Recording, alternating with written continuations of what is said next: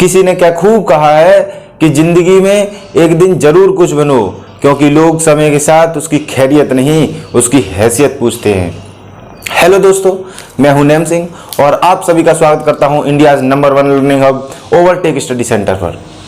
तो हम आपको एक बार फिर से बता दें कि यदि आपने हमारे चैनल को सब्सक्राइब नहीं किया है तो चैनल को सब्सक्राइब कर दें और बेल आइकन का बटन दबाना ना भूलें, ताकि हमारी आने वाली वीडियो का नोटिफिकेशन आप तक जल्द से जल्द पहुंचता रहे।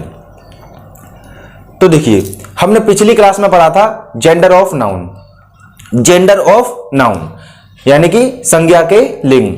जेंडर क्या होता है, पुरुषलिंग क्या होता है, स्त्रीलिंग क्या होता है, पुरुषलिंग शब्दों को स्त्रीलिंग शब्दों में कैसे चेंज किया जाता है, यह सब हमने पिछली वीडियो में सीखा था।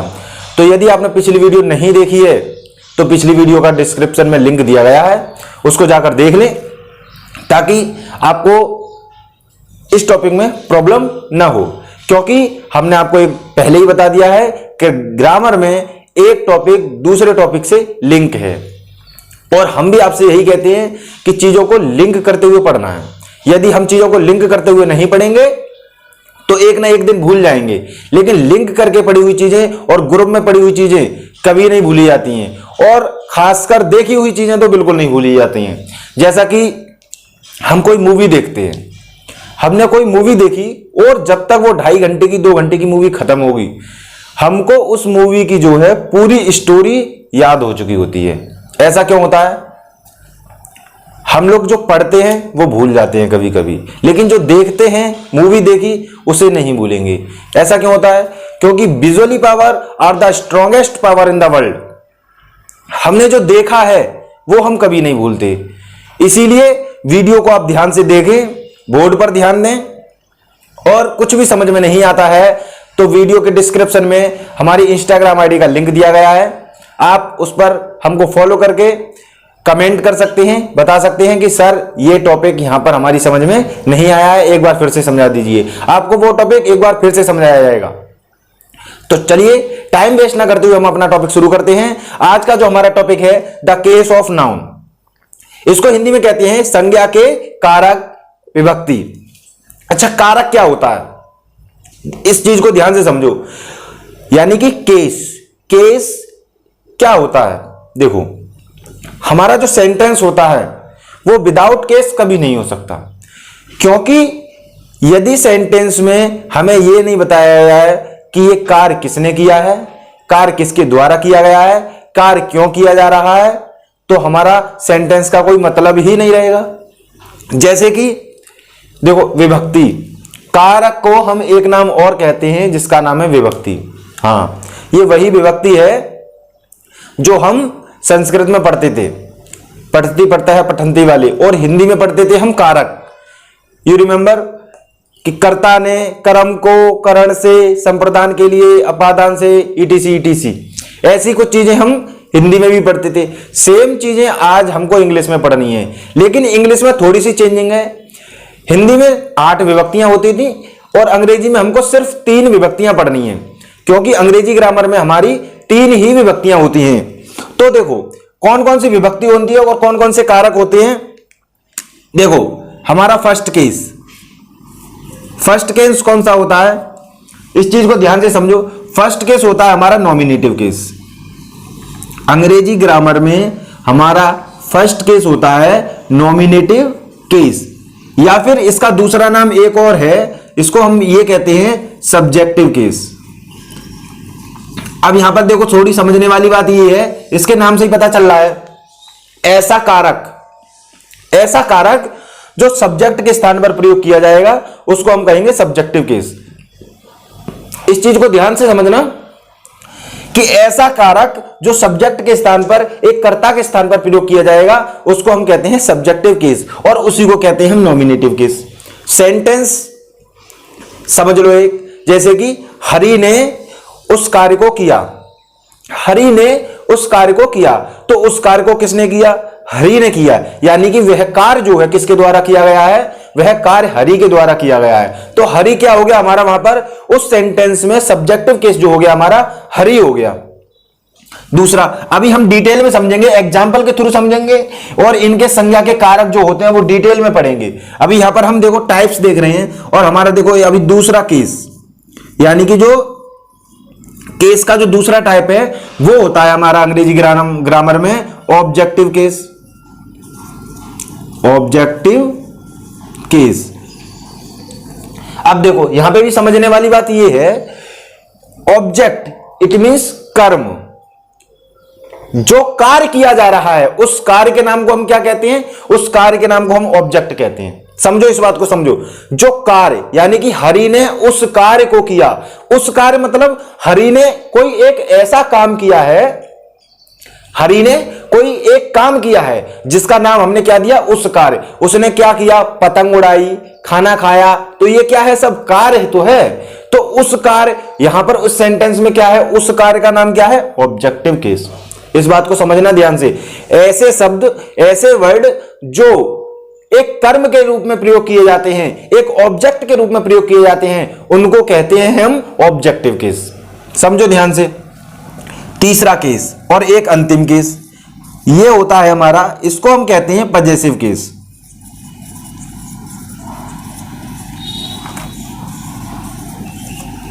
Possessive case. अच्छा, पजेसिव केस क्या होते हैं, देखो यहां ध्यान दो, बोर्ड पर ध्यान दो। पजेसिव केस क्या होता है, पजेसिव केस,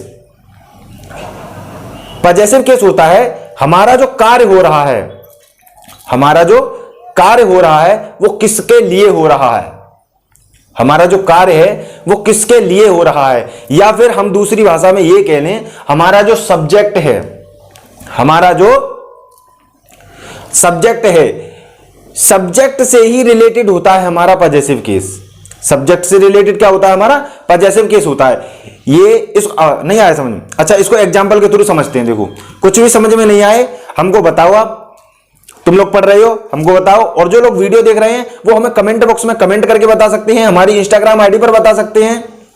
कुछ भी समझ में नहीं आता है तो। अच्छा, ये समझ में नहीं आया, इसको हम एग्जाम्पल के थ्रू समझते हैं डिटेल में। देखो अभी ये नोट कर लो, ये हमारे 3 केस हो गए नाउन के, केस ऑफ नाउन। ये 3 प्रकार के होते हैं। नंबर 1 फर्स्ट केस, इसको कहते हैं नॉमिनेटिव केस और सब्जेक्टिव केस। सेकंड केस, इसको कहते हैं हम ऑब्जेक्टिव केस, और थर्ड केस होता है हमारा पजेसिव केस। अब हम इसको डिटेल में पढ़ते हैं कि सब्जेक्टिव केस कौन कौन से होते हैं, ऑब्जेक्टिव केस कौन कौन से होते हैं, पजेसिव केस कौन कौन से होते हैं। अच्छा, वीडियो के अंत तक बने रहें। अभी हम आपको यह भी बताएंगे कि सब्जेक्टिव केस को कैसे पहचानते हैं, ऑब्जेक्टिव केस को कैसे पहचानते हैं, पजेसिव केस को कैसे पहचानते हैं। तो आइए शुरू करते हैं अब हम। तो देखिए, अब ये हमारे डिटेल में केस हमने लिख दिया है। Subjective case first case, objective case second case, possessive case third case.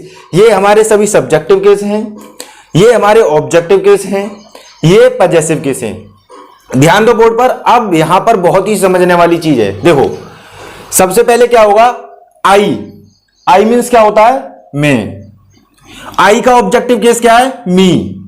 मी मीन्स मुझे और मुझको। मी मीन्स दोनों मीनिंग होती है, मुझे और मुझको।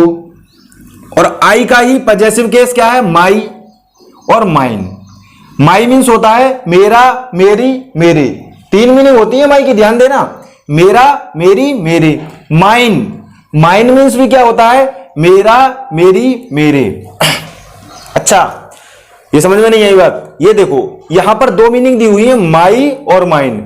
2 मीनिंग दी है, दोनों का मतलब है मेरा, मेरी, मेरे। लेकिन ध्यान देना, यहां पर अगर यहां पर मिस पॉइंट हुआ तो समझ लो बात स्किप हो जाएगी माइंड से।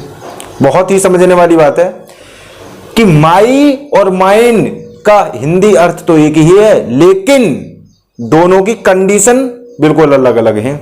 ये ध्यान देना बात, दोनों की कंडीशन अलग अलग है। माई कहीं और लगता है किसी और कंडीशन में, लेकिन माइन की कहीं और लगता है किसी और कंडीशन में। वो कंडीशन क्या है अभी बताएंगे नेक्स्ट फ्यू मिनट। वी दूसरा ऑब्जेक्टिव, दूसरा सब्जेक्टिव वी। वी मीन्स हम, वी मीन्स हम। वी का सब्जेक्टिव केस अस। अस मीन्स होता है हमें या हमको। ध्यान देना, अस मीन्स हमें या हमको, दोनों मीनिंग होती है। अस मीन्स हमें भी होता है, हमको भी होता है। ऐसे ही देखो, ये जो सारे सब्जेक्टिव केस हैं, ये सारे सब्जेक्टिव केस हैं किसके? इनका जो ऑब्जेक्ट है उसके।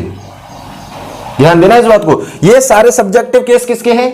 इनका जो ऑब्जेक्टिव है, इनका बाप ये बैठा है, इन्हीं के ऑब्जेक्टिव केस ये हैं, और इसी सब्जेक्टिव केस के पजेसिव केस भी यही है।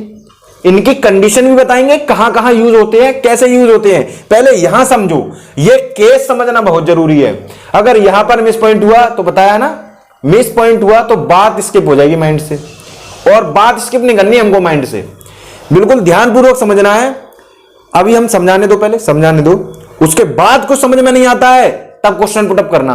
अभी डिटेल में समझो, पहले ध्यान दो बोर्ड पर। यू, तीसरा सब्जेक्ट, यू मीन्स होता है तुम, और ये जो यू है, देखो ये यू, वाई ओ यू, ये दोनों मीनिंग सेम है, लेकिन अगर यू सब्जेक्टिव केस में यूज होता है तो उसकी कंडीशन अलग है, ऑब्जेक्टिव केस में होता है उसकी कंडीशन अलग है। कंडीशन ही अलग नहीं है, दोनों का प्रयोग भी अलग अलग है, अलग अलग जगह लगते भी हैं, उनको भी डिटेल में बताएंगे। अभी समझो, अब देखो योर मीन्स क्या होता है? तुम्हारा, तुम्हारी, तुम्हारे। योर की तीन मीनिंग होती हैं, तुम्हारा, तुम्हारी, तुम्हारे। अच्छा, ये योर्स, अब समझो, एक योर तो है ही, एक योर्स और आ गया। योर्स मीन्स भी तुम्हारा, तुम्हारी, तुम्हारे। कंडीशन इसकी भी माई की तरह अलग अलग है, अभी पढ़ते हैं।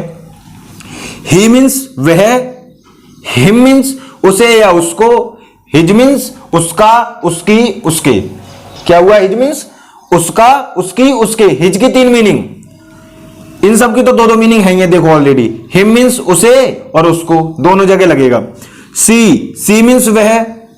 अरे ये तो कंफ्यूजन वर्ड आ गया सर, आपने तो ऊपर भी वह बताया, नीचे भी वह बताया, एक वह ये लिख रखा है आपने, ये क्या चक्कर है? चक्कर कुछ नहीं है, बस ध्यान देने वाली बात है। इसीलिए हमने आपको कहा था कि पिछला जो टॉपिक था आपका, उसे पढ़ना बहुत जरूरी था। क्या था पिछला टॉपिक? हाँ, जेंडर ऑफ नाउन। अगर जेंडर ऑफ नाउन नहीं पढ़ा है तो अब यहां पर समझ में नहीं आएगी आपके कहानी, और यहां पर समझना जो कहानी है बहुत जरूरी, क्योंकि तीन मीनिंग आ गई, वह, और तीनों का यूज क्या है अकॉर्डिंग टू जेंडर, बिल्कुल अलग अलग है, उसे समझ लो। अगर आपने पिछली वीडियो नहीं देखी है जेंडर वाली तो उसको जरूर देखना, उसकी डिस्क्रिप्शन में लिंक इसीलिए दे रखी है हम लोगों ने। समझो अब क्या है यहां पर, देखो अगर हमारा सब्जेक्ट जो है वो कैसा होगा? मॉस्कुलिन जेंडर। इट मींस अगर हमारा सब्जेक्ट पुरुषलिंग है, पुरुषलिंग, तो हम वह की मीनिंग क्या लगाएंगे? ही। अगर हमारा सेंटेंस ऐसे आता है कि वह नदी में नहा रहा है, तो वह की मीनिंग क्या आएगी? ही। समझो इस बात को, वह नदी में नहा रहा है। तो अच्छा आप ही बताओ, क्या सेंटेंस को पढ़ने से ऐसा नहीं लग रहा है कि नदी में कोई आदमी नहा रहा है या कोई लड़का नहा रहा है? तभी तो हम कह रहे हैं वह नहा रहा है। हाँ, तो यहां वह की मीनिंग क्या आएगी? ही। बिल्कुल सही बताया। अच्छा, अब हमने सेंटेंस को थोड़ा चेंज कर दिया। अब हमने कह दिया कि वह नहा रही है, वह नहा रही है। तो अब बताओ यहां वह की मीनिंग क्या आएगी? करेक्ट आंसर बिल्कुल सी आएगी, क्योंकि यहां पर वह शब्द क्या है? फेमिनाइन जेंडर है। ऐसा लग रहा है सेंटेंस को पढ़ने में कोई स्त्री नहा रही है या कोई लड़की नहा रही है, तो इस बात को समझना ध्यान से बिल्कुल। अगर हमारा सब्जेक्ट मॉस्कुलिन जेंडर है तो हम वह की मीनिंग ही लगाएंगे। अगर हमारा जेंडर फेमिनाइन जेंडर है तो हम ही वह की मीनिंग सी लगाएंगे। अच्छा, एक शब्द और लिखा हुआ है इट, इट और लिखा हुआ है, इट मीन्स भी वह है। तो यहां पर समझना, अगर हमारा सब्जेक्ट कैसा है? लाइफलेस। लाइफलेस मीन्स अगर हमारा सब्जेक्ट निर्जीव है, जैसे हम कहें वह कुर्सी है, वह क्या है? कुर्सी। तो कुर्सी क्या है? लाइफलेस। कुर्सी चल फिर नहीं सकती, उसमें जान नहीं होती। आप ही बताओ, अगर कुर्सी को आज हम यहां रख दें तो क्या वो चलकर यहां आ सकती है?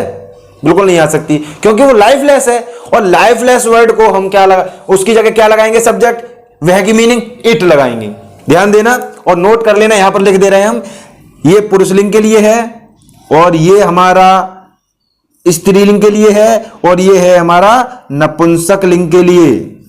इस बात को नोट कर लेना ध्यान से, नहीं तो सेंटेंस में अगर तुमने पुरुषलिंग की जगह आया है स्त्रीलिंग और लगा दी ही, स्त्रीलिंग शब्द चल रहा है कि वह नहा रही है और हमने लगा दिया ही, तो हमारा सेंटेंस कैसा हो जाएगा, बिल्कुल गलत हो जाएगा। इसीलिए ध्यान देना। अच्छा अब देखो हम कहां थे, ही पे पहुंच गए थे। ही, हिम, हिज। हिज मीन्स उसका, उसकी, उसके। सी, हर, हर। हर मीन्स उसका, उसकी, उसके। हर्ष मीन्स भी उसका, उसकी, उसके। ऐसे ही यहां दे, देम। देम मीन्स उन्हें या उनको, दो मीनिंग है, उन्हें, उनको। और देयर, देयर मीन्स उनका, उनकी, उनके। देयर्स मीन्स उनका, उनकी, उनके। ऐसे ही same condition it, it, its. तो ये हमने पढ़ा, क्या पढ़ा हमने, हमने ये पढ़े केस कि कौन कौन से केस होते हैं। सब्जेक्टिव केस ये सब होते हैं, ये पढ़ लिया हमने। ऑब्जेक्टिव केस ये सब होते हैं, ये पढ़ लिया हमने। पॉजेसिव केस ये सब होते हैं, ये पढ़ लिया हमने। अच्छा साथ ही हम लोगों ने इनकी हिंदी भी, हिंदी बहुत जरूरी है। देखो हमने कल ही बताया था आप लोगों को, मीनिंग याद करने की कोई शॉर्ट ट्रिक नहीं है, एक्स वाई जेड कोई भी शॉर्ट ट्रिक नहीं है। अगर तुम्हें मीनिंग याद करनी है तो रटनी ही रटनी पड़ेंगी, हर हाल में रटनी पड़ेंगी। अगर हम भूल गए यू मीन्स तुम है और हमने लगा दिया यू वह की मीनिंग, गलत हो जाएगा। ये तो रटनी पड़ेंगी और रट लेना। मैं तो ये कहता हूं आपसे, इनको रट लेना, क्योंकि इनके बिना सब्जेक्ट और ऑब्जेक्ट और पॉजेसिव, इनके बिना हमारा सब्जेक्ट ही नहीं बन पाएगा, सॉरी सेंटेंस ही नहीं बन पाएगा। इस बात को ध्यान देना। ये तो हमने पढ़ लिया। अच्छा अब हम पढ़ेंगे कि सर माई और माइन दो मीनिंग है, तो माई कहां यूज होता है और माइन कहां यूज होता है। सर अवर कहां यूज होता है और अवर्स कहां यूज होता है। अच्छा योर कहां यूज होता है, योर्स कहां यूज होता है। तो अब हम ये सारी चीजें पढ़ने वाले हैं। तो ध्यान दो, अब बोर्ड पर हम नाउन पढ़ रहे हैं, नाउन के बाद टॉपिक आएगा प्रोनाउन का। कोई बात नहीं, अभी यहां पर थोड़ा सा समझ लो कि एडजेक्टिव नाउन से पहले प्रयोग किए जाते हैं और प्रोनाउन, कंसेप्ट समझना, कंसेप्ट समझ में आना बहुत जरूरी है। एडजेक्टिव नाउन से पहले प्रयोग किए जाते हैं और प्रोनाउन नाउन के लिए प्रयोग किए जाते हैं। कंसेप्ट समझना इस बात को, नाउन के लिए जो वर्ड प्रयोग किए जाते हैं उनको हम प्रोनाउन कहते हैं, ये हैं वो शब्द। और नाउन के पहले जो वर्ड यूज किए जाते हैं उनको कहते हैं हम एडजेक्टिव, यानी कि विशेषण। एडजेक्टिव मीन्स विशेषण और प्रोनाउन मीन्स सर्वनाम। देखो नाम में बताया, नाम सर्व, सर्व नाम, यानी कि नाम के लिए जो प्रयोग किए जाते हैं सभी नाम, सर्व नाम, सभी नाम के लिए जो वर्ड प्रयोग किए जाते हैं उनको कहते हैं हम सर्वनाम। तो ये हैं हमारे वो सर्वनाम। विशेषण किसे कहते हैं, विशेषण, विशेषण मीन्स विशेषता बताने वाले, और विशेषता बताने वाले शब्दों को हमेशा कहां लगाते हैं, कहां लगाते हैं, नाउन से पहले। ये बात ध्यान में रखना। ये हमारा हो गया एडजेक्टिव। ये दो दो वर्ड थे अलग अलग, कंडीशन इन दोनों की अलग अलग है, इसीलिए हमने बताया कि ये वर्ड है एडजेक्टिव और ये वर्ड है हमारे आपके प्रोनाउन। दोनों की कंडीशन क्या है अभी बताते हैं। ये समझ में आ गया कि सर कोई भी नेम हो, चाहे पक्षी का, जानवर का, किसी व्यक्ति का, अगर मॉस्कुलिन जेंडर है तो उसके लिए ही की कंडीशन, फेमिनाइन जेंडर है उसके लिए सी की कंडीशन। समझ में आ रहा है? वेरी गुड, ध्यान देते रहना बोर्ड पर, क्योंकि नजर हटी दुर्घटना घटी है। हम हर बार बताते हैं आपको, बोर्ड पर नजर रहनी चाहिए, नजर आपकी बिल्कुल बोर्ड पर होनी चाहिए। आपने कहावत सुनी है ना, काग चेष्टा बको ध्यानम स्वान निंद्रा अल्पहारी च ग्रह त्यागी, वही फॉलो है, वही कंसेप्ट है। स्टूडेंट ने, जिस स्टूडेंट ने समझ लो ये 5 रूल्स फॉलो कर लिए ना, उसको सक्सेस होने से जिंदगी में कोई नहीं रोक सकता है। सफलता उसके कदमों में गिरेगी, समझ लो। इसीलिए काग चेष्टा मतलब, काग मतलब होता है कौआ, चेष्टा मतलब होती है नजर।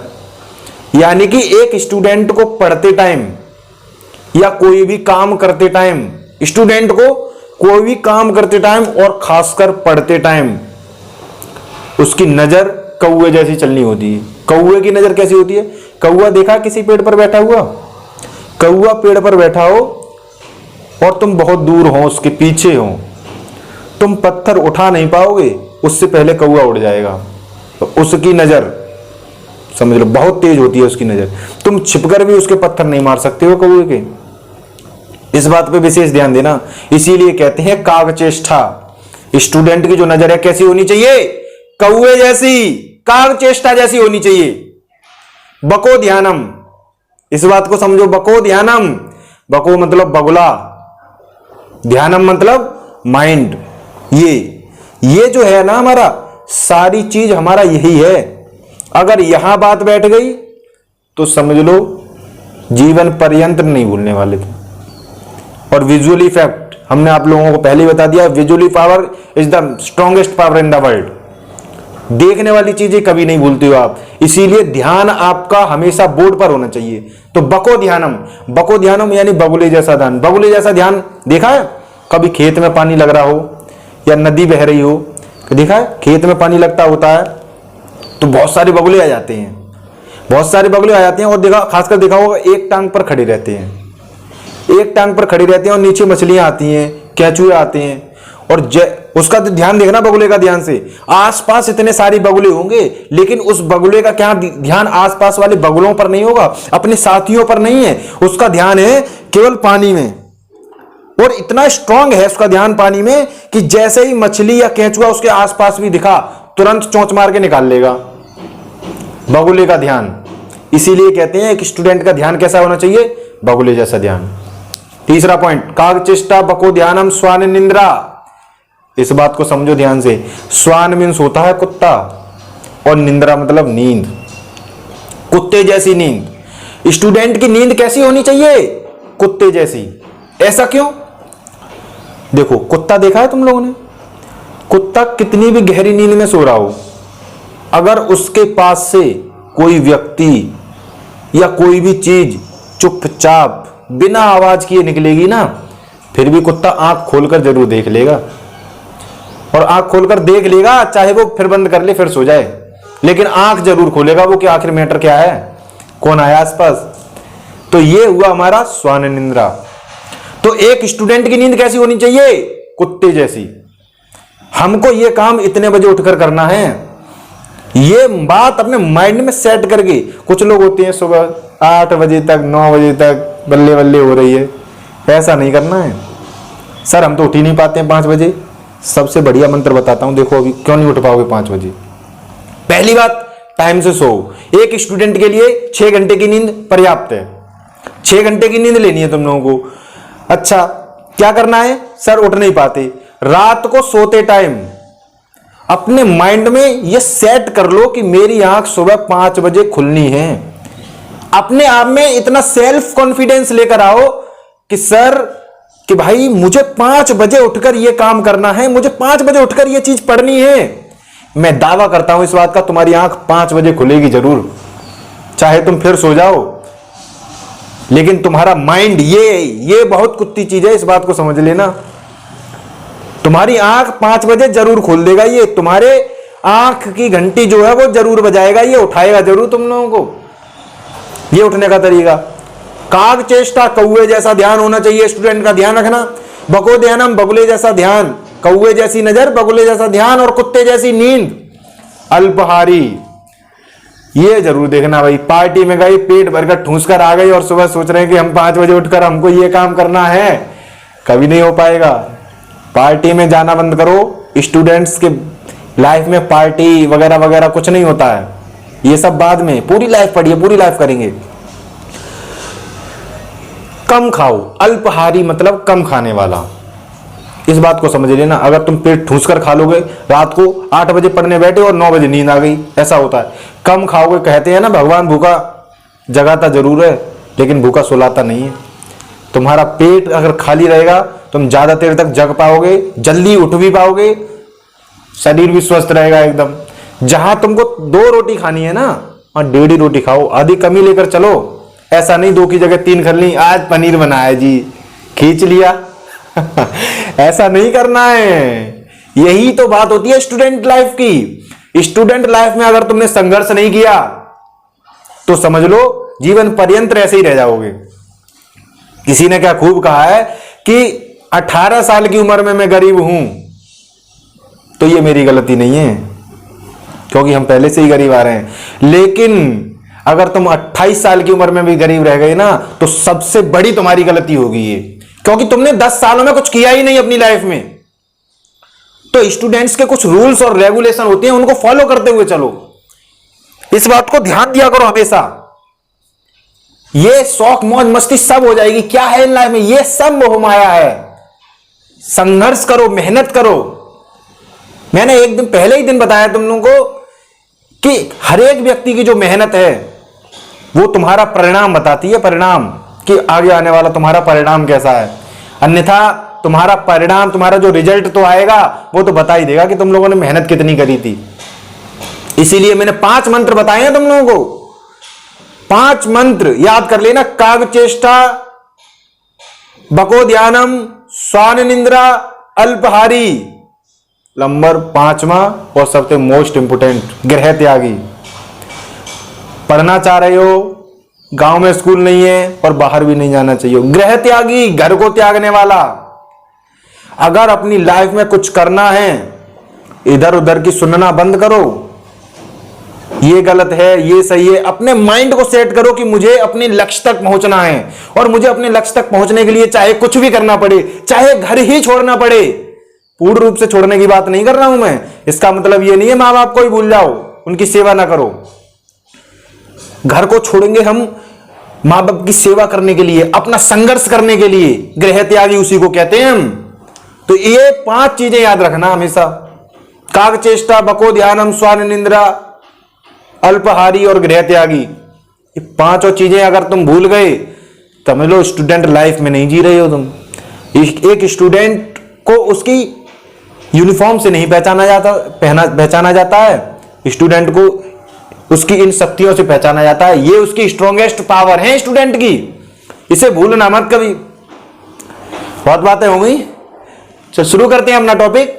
ये हमने पढ़ लिया जी, ये हमारे हो गए कौन? एडजेक्टिव, ये प्रोनाउंस, और ये सब मिलकर हो गए पजेसिव केस, ऑब्जेक्टिव केस और सब्जेक्टिव केस।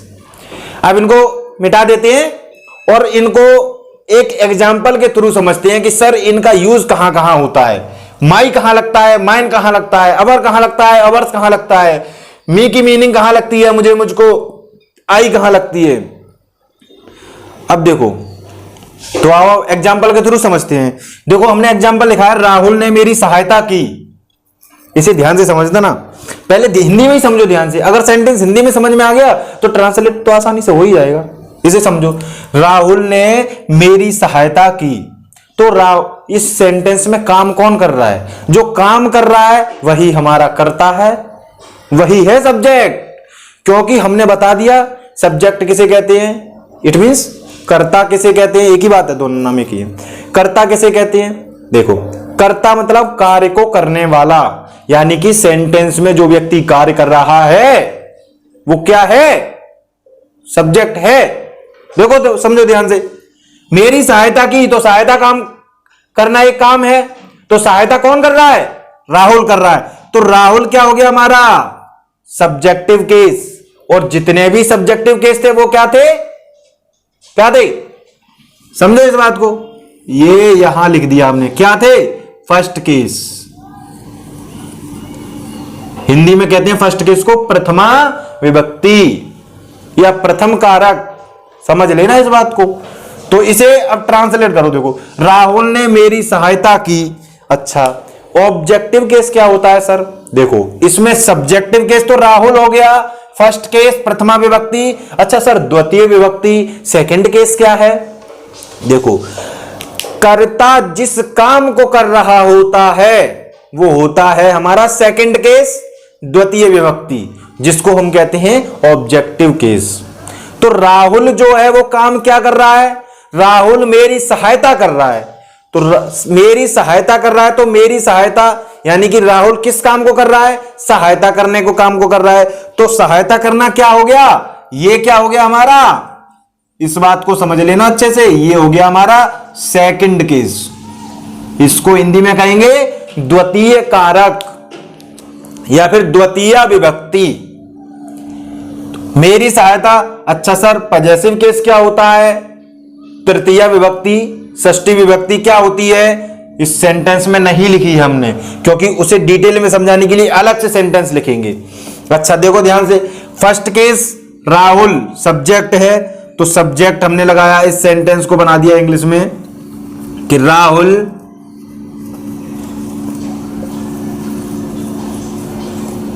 Helped me. ये हो गया हमारा इंग्लिश में ट्रांसलेट। क्या था ये हमारा सब्जेक्टिव केस, प्रथमा विभक्ति, ये तो हम जानते ही हो आप, हेल्पिंग मेन वर्ब है। और ये हमारा second case objective case, full stop, ये हो गया हमारा कंप्लीट। अच्छा इसे दूसरे को देखो, हरि ने पत्र लिखा, समझो पहले सेंटेंस को हिंदी में समझो, हिंदी में समझ गए अंग्रेजी में आसानी से ट्रांसलेट हो जाएगा, दिक्कत वाली बात नहीं है कोई भी। हरि ने पत्र लिखा, तो लिखने का काम कौन कर रहा है भाई, लिखने का काम हरि कर रहा है, तो हरि हो गया हमारा सब्जेक्ट। सेंटेंस कैसे ट्रांसलेट करते हैं सर, ये हेल्प कैसे लग गया, इसको आगे पढ़ेंगे। अभी हम नाउन पढ़ रहे हैं, बेसिक पढ़ रहे हैं, हम डिटेल में पढ़ेंगे टेंस। टेंस तो एक और सेंटेंस तो एक इतना लंबा टॉपिक है भाई, उसको तो महीना निकल जाएगा पूरा। और अच्छे से समझना, उसको अच्छे से समझाएंगे, डिटेल में अंदर घुसकर पढ़ना है, कंपटीशन लेवल तक जाना है। ये छोटी छोटी चीजें नहीं पढ़नी है। A noun is the name खत्म हो गया, कितने दिन हो गए नाउन को, 4-5 दिन हो गए, खत्म हुआ कोई नाउन। डेली 1 घंटे की क्लास चल रही है आपकी, समझो। हरि ने पत्र लिखा, लिखने का काम कौन कर रहा है, हरि, तो हरि क्या हो गया हमारा सब्जेक्ट, और सब्जेक्ट मतलब सब्जेक्टिव केस, समझो इस बात को। हरि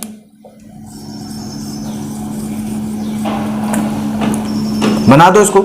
अच्छा अब सर ऑब्जेक्टिव केस ढूंढेंगे कैसे, ऑब्जेक्टिव केस देखो समझो ध्यान से, इसमें ऑब्जेक्टिव केस क्या है, सब्जेक्ट हमने ढूंढ लिया, सब्जेक्ट कर्ता होता है, कार्य कर रहा था। अच्छा जो कर्ता है, हमारा जो कर्ता है यानी कि हरि, हरि क्या कर रहा है, हरि एक पत्र लिख रहा है। क्या लिख रहा है, पत्र, तो पत्र क्या हो गया हमारा, पत्र हमारा ऑब्जेक्टिव केस हो गया, समझो ध्यान से।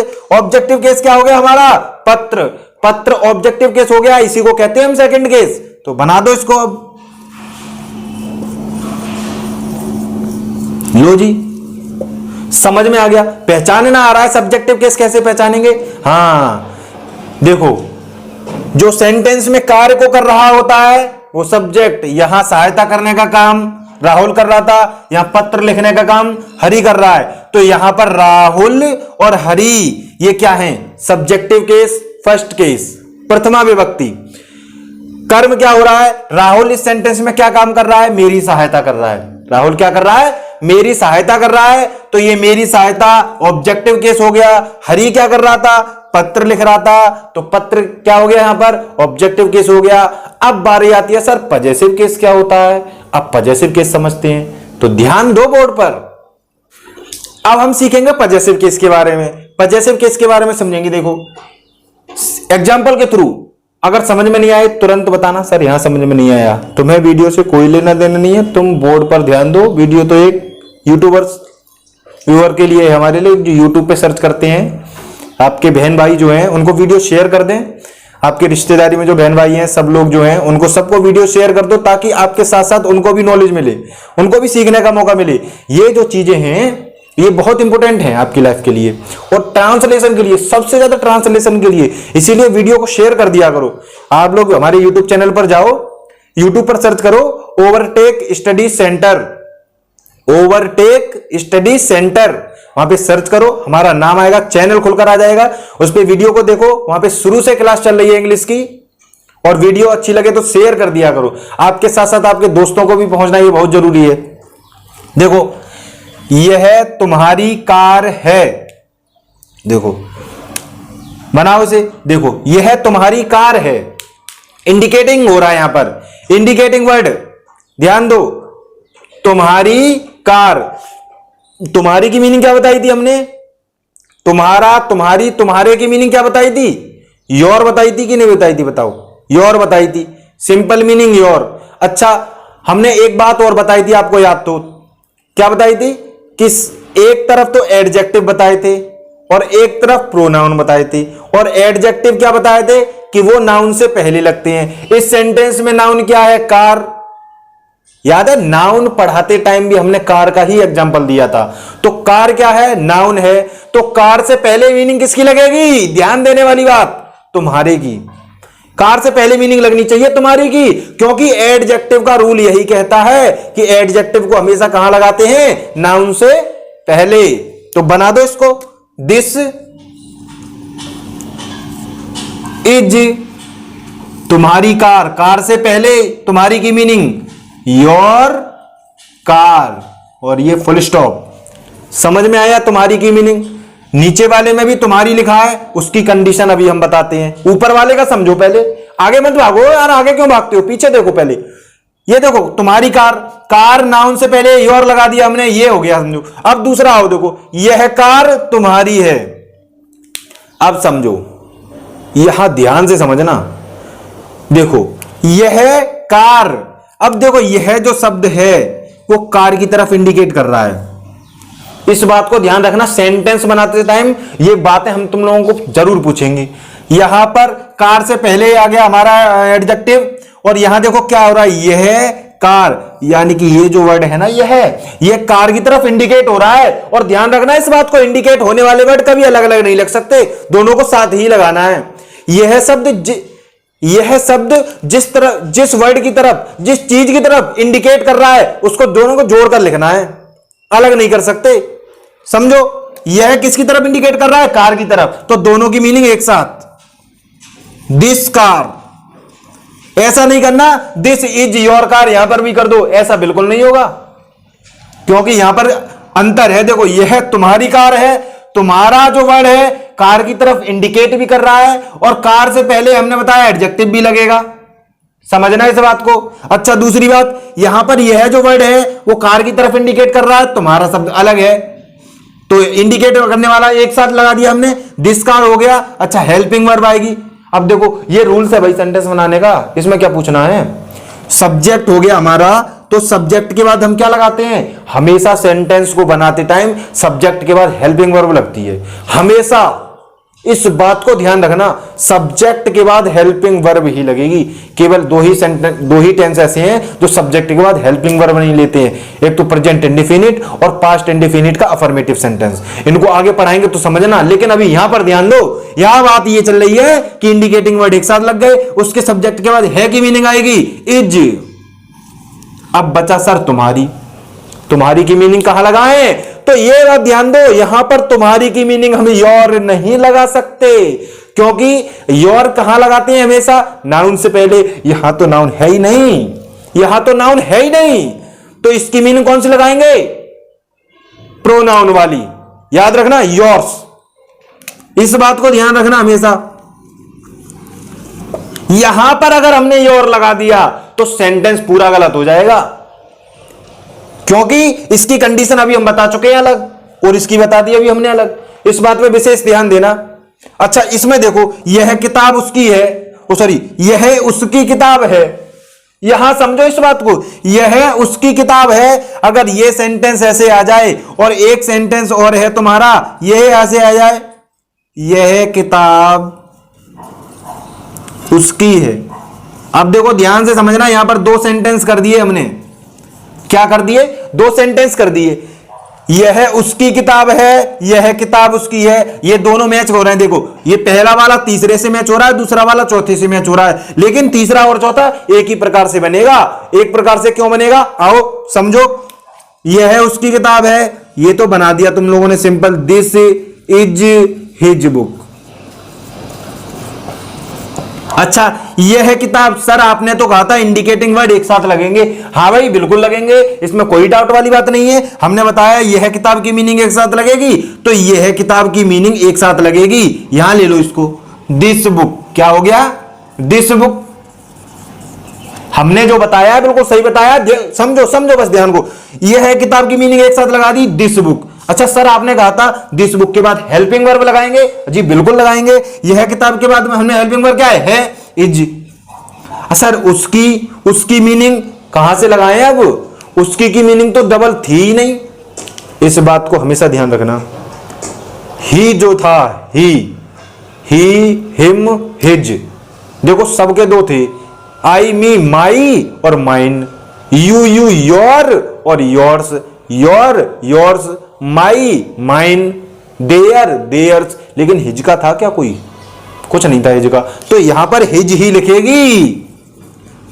ये दोनों सेंटेंस अगर ऐसे आते हैं, अगर ही वाली कंडीशन चलती है, ही वाली, तो चीजें वही रहेंगी, कंडीशन नहीं चेंज होगी, चाहे वो एडजेक्टिव वाला हो, प्रोनाउन वाला हो, कोई फर्क नहीं पड़ता, क्योंकि उसका दे ही नहीं रखा था, है ही नहीं, सिंगल चीज।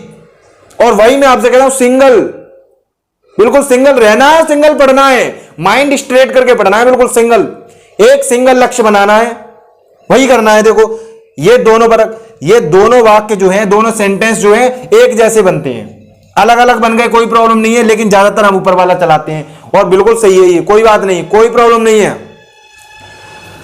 अच्छा, अब देखो एक एग्जांपल और समझो। अब एग्जांपल में हमको क्या समझना है, मी वाला जो पोर्शन था ना, मी वाला, मुझे, मुझको, तुम्हें, तुमको, एक एग्जांपल उसका भी समझते हैं। देखो देखो ध्यान से देखो फटाफट। उसने मुझे बुलाया, क्या है ये? उसने मुझे बुलाया, बुलाने का काम कौन कर रहा है? बुलाने का काम कौन कर रहा है? उसने। अब देखो सर, आपने उसने की मीनिंग तो अलग बताई थी, लेकिन काम कौन कर रहा है? ये करता है, चाहे उसने की मीनिंग कुछ भी हो। उसने का जो हिम था, हिज था, उन दोनों का सब्जेक्टिव केस क्या था? ही था, तो ही लगेगा। ध्यान रखना इस बात को। चाहे मुझे आ गया यहां शुरू में, चाहे बेशक यहां मुझे आ गया शुरू में, तो यहां मुझे की मीनिंग मत लगा देना मी, क्योंकि मुझे यह चाहिए। चाहने का काम कौन कर रहा है? कौन चाह रहा है? मुझे चाह रहा है, तो मुझे क्या है यहां पर? मुझे लिखा केवल है, यहां मुझे सिर्फ लिखा है, लेकिन ऑब्जेक्ट नहीं है, क्योंकि वो काम कर रहा है, और काम करने वाला हमेशा सब्जेक्ट होता है, और मीनिंग इसके सब्जेक्टिव केस की ही लगाएंगे। देखो जैसे उसने मुझे बुलाया, बुलाने का काम कर रहा है उसने की मीनिंग हिम होती है, लेकिन हिम नहीं लगा सकते, हिम का जो सब्जेक्टिव केस है क्या है? ही लिखो, ही लिखेंगे यहां, ही कॉल्ड मी। अब समझो ध्यान से, यहां भी देखो मुझे आया है, और एक यहां मुझे आया है। यहां पर जो मुझे आया है वो तो है ही ऑब्जेक्टिव, वो तो काम कर रहा है ऑब्जेक्ट का, लेकिन यहां जो मुझे आया है वो उसकी मीनिंग मी नहीं लगा सकते, यहां मी नहीं लगा सकते, हम यहां मी नहीं लगा सकते, क्योंकि भाई ये ऑब्जेक्टिव केस है, ये हमेशा ऑब्जेक्ट के स्थान पे ही लगेगा। यहां पर मी की जगह क्या लगाएंगे? आई। ये भैया आई क्यों आया? अभी बताया ना आई क्यों आया। ये आई इसलिए आया क्योंकि लगनी तो मीनिंग मी चाहिए, लेकिन मी नहीं लगा सकते क्योंकि वो काम कर रहा है, और काम करने वाला सब्जेक्ट, तो मी का सब्जेक्टिव केस क्या हुआ? आई। तो आई फिर बना दो ये। अब तो सिंपल है, इस बात में कभी कंफ्यूजन मत पालना भाई। चाहे मुझे की मीनिंग हो, चाहे उसे उसके की हो, चाहे तुम्हें तुमके की हो, किसी को कोई फर्क नहीं पड़ता है। फर्क पड़ता है केवल देखने से। सेंटेंस में कार्य करने वाला है तो कर्ता कारक लगाएंगे, सब्जेक्टिव केस लगाएंगे, चाहे मीनिंग कुछ भी दे रखी हो उसकी। समझ रहे हो ना इस बात को? हां। तो आज जो है हमने टॉपिक पढ़ा है the case of noun. Case of noun यानी कि संज्ञा के कारक। इस बात पर ध्यान देना, अच्छे से पढ़ लेना इस टॉपिक को। वीडियो को एक बार और दोबारा देखना है, क्योंकि अगर ये टॉपिक नहीं पढ़ा तो भाई बैलेंस बिगड़ जाएगा। सेंटेंस बनाते समय बैलेंस बिगड़ जाएगा, बैलेंस बिगड़ जाएगा। मुझे दो जगह मुझे आ गया, मीनिंग दोनों जगह अलग अलग लग रही है। मेरा मेरी मेरे आ गए, दोनों मीनिंग अलग अलग लग रही हैं, और ये तो पूरे सेंटेंस में चलेगा भाई, पूरे टेंस में चलना है। तो इस बात पर हमको विशेष ध्यान देना है। आज का हमारा जो सेशन है, आज की जो हमारी क्लास है, वो हम यही समाप्त करते हैं। लेकिन समाप्त करने से पहले चैनल को सब्सक्राइब करना मत भूलना, वीडियो को शेयर करना मत भूलना। थैंक यू दोस्तों।